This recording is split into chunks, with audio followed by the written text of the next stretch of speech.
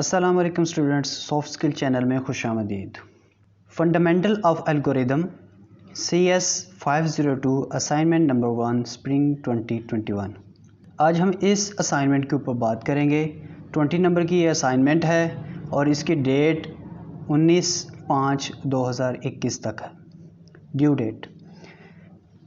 इसकी इंस्ट्रक्शंस हैं, your object are a solution file always in .doc और .docx format, कि आपकी जो फ़ाइल आपने बनानी है वो या तो डॉक फाइल में होनी चाहिए या फिर .docx फाइल में होनी चाहिए।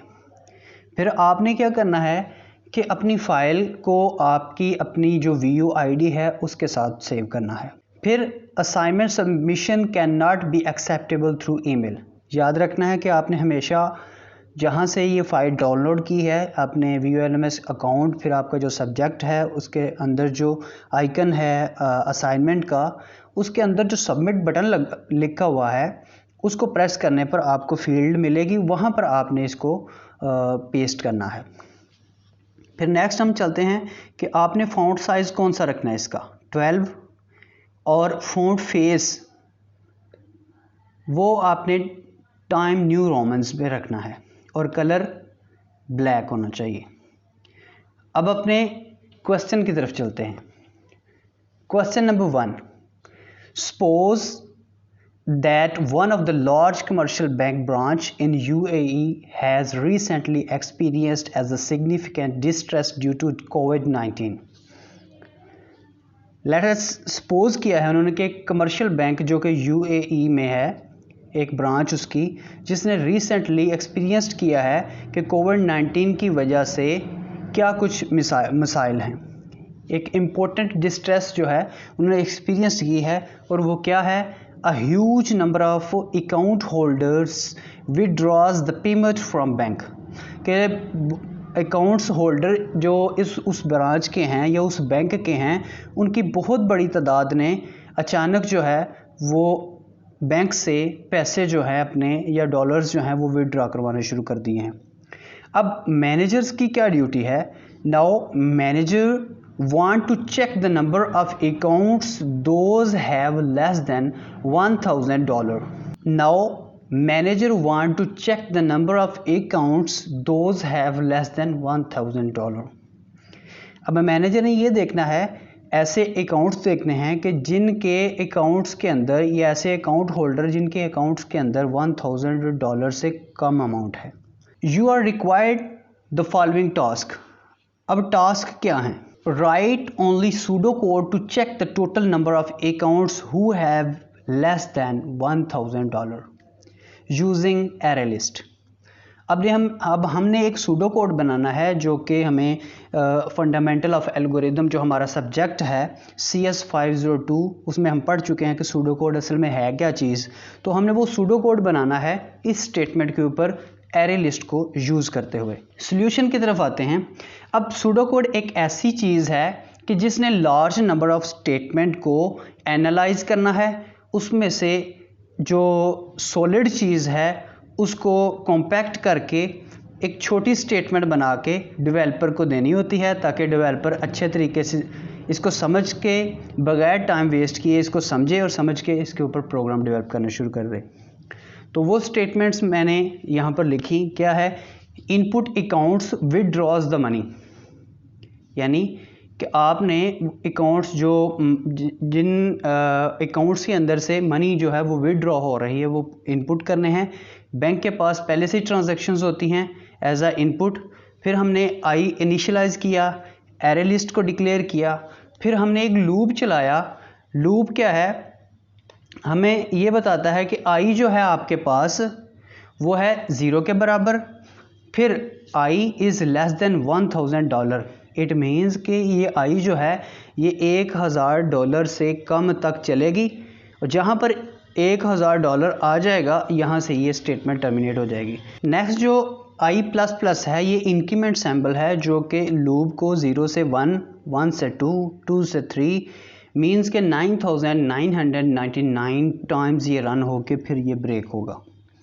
नीचे लिखा हुआ है अगला स्टेप जो है वो क्या है? If I is less than 1000, अगर I 1000 से कम है, then print number of total account, तो वो वाले अकाउंट जो जिनकी अमाउंट 1000 से लेस है वो वाले अकाउंट्स यहाँ पर प्रिंट करवा दो। नहीं, अगर कोई भी अकाउंट इसमें नहीं है तो सिंपली हमें रिज़ल्ट जो है वो नो की सूरत में दे दो। तो सूडो कोड में हमने ये देखा कि हमने नंबर ऑफ़ स्टेप्स की सूरत में इसको लिखना होता है कि जो हमें सिंप्लीफाई यानी सिंप्लीफिकेशन, इसकी जो लार्ज स्टेटमेंट होती है उसकी सिंप्लीफिकेशन, जस्टिफिकेशन होती है। नेक्स्ट दूसरे क्वेश्चन की तरफ चलते हैं। After writing the pseudo code calculate worst case time complexity. उसी स्टेटमेंट को लेकर दूसरा क्वेश्चन है जिसमें बताया ये है कि आपने सूडो कोड लिखने के बाद worst case time complexity check करनी है। अब हमारे पास मुख्तलिफ़ किस्म के केसेस हैं, केस 1 2 केस 5 या सो फोर्थ आगे भी चल सकते हैं। तो केस 1 के लिए टाइम 1, केस 2 के लिए n+1, केस 3 के लिए n, केस 4 के लिए n/2, केस 5 के लिए 1। अब हमने क्या करना है कि कॉस्ट को और टाइम को आपस में मल्टीप्लाई करना है। केस 1 के सामने जो टाइम है C1 को 1 के साथ मल्टीप्लाई करेंगे तो C1 ही आएगा, प्लस C2 को n+1 के साथ मल्टीप्लाई करेंगे, C3 को n के साथ, C4 को n/2 के साथ, C5 को 1 के साथ। अब ऊपर जो चीज़ लिखी हुई है टोटल और उसके सामने स्टेटमेंट जो भी मैंने पढ़ी, हमने क्या करना है कि इसको सिंप्लीफाई करना है। C1 को जैसे 1 के साथ मल्टीप्लाई किया तो C1 ही आएगा। अब C2 को n के साथ मल्टीप्लाई करेंगे तो C2n आ जाएगा, और फिर प्लस का सिंबल C2 को अगेन 1 के साथ मल्टीप्लाई करेंगे तो C2 आएगा। इसी तरीके से C3 को n के साथ मल्टीप्लाई करेंगे तो C3n आएगा, और C4 को n/2 के साथ मल्टीप्लाई करेंगे तो C4n/2, और आखिर में C5 को 1 के साथ मल्टीप्लाई करेंगे तो C1 ही आएगा। अब भी हमने ये देखना है कि जो हमारे पास कांस्टेंट है उसको तो पहले ही साइड पे कर लेते हैं। C1 सिंपल है, C2 सिंपल है और C5 जो है वो सिंपल है। इसके बाद हमारे पास कुछ ऐसे भी हैं कि जिनके साथ हमारे पास कांस्टेंट भी है और वेरिएबल्स भी हैं। n 3 के साथ शामिल हाल है, n जो है वो C3 के साथ भी है, C4 के साथ भी है और C2 के साथ भी है। लिहाजा n को हम कॉमन ले लेते हैं। C2 + C3 + C4 1/2 जो है हमने इसको लो ऑर्डर तक लेके गए हैं, चाहे वो वेरिएबल है और चाहे वो कांस्टेंट है। तो ये दूसरे क्वेश्चन का पहला पार्ट था। अभी इसी दूसरे क्वेश्चन के दूसरे पार्ट की तरफ चलते हैं। सॉरी, एक चीज़ मैं बताना भूल गया कि हमने नीचे स्टेटमेंट भी देनी है कि टाइम जो है वो टाइम वर्स्ट केस हम फाइंड करना चाहते हैं। हमने स्टेटमेंट फाइंड कर ली, लेकिन ये नहीं बताया कि टाइम वर्स्ट केस या कॉम्प्लेक्सिटी कितनी है। तो Tn = 0 टाइम्स n। अब वो 0 टाइम n क्या चीज़ है, ये उसकी वर्स्ट टाइम कॉम्प्लेक्सिटी है, सिंगल पावर ऑफ n को शो कर रहा है। अब याद ये रखना है आपने कि यहाँ पर जो t के सामने ये चीज़ लिखी हुई है यही उसका वर्स्ट केस टाइम होता है। अभी n जो है ये पावर को शो करता है और यही टाइम वर्स्ट केस होता है। अगर हमारे पास ये n की पावर स्क्वेयर्स में आती तो यहाँ पर टाइम वर्स्ट कॉम्प्लेक्सिटी इसकी बढ़ जाती। क्वेश्चन नंबर 2 की तरफ चलते हैं।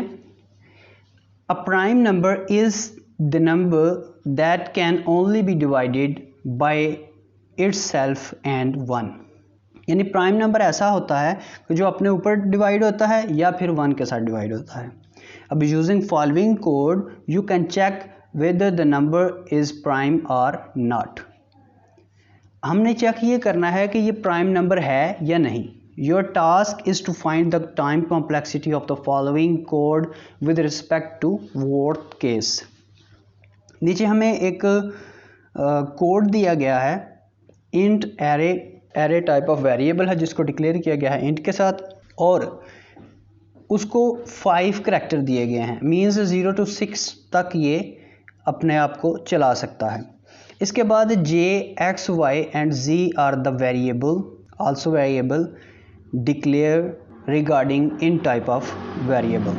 इसके बाद फॉर लूप का यूज़ किया गया है और फिर फॉर लूप की बॉडी में cout enter the number cin करवाया गया है, यानी इनपुट करवाया गया है एरे, और उसकी जो आर्गूमेंट है उसके अंदर हमने एक्स लिखा हुआ है। एक्स मीन्स कि वो कुछ भी हो सकता है 0 to 5।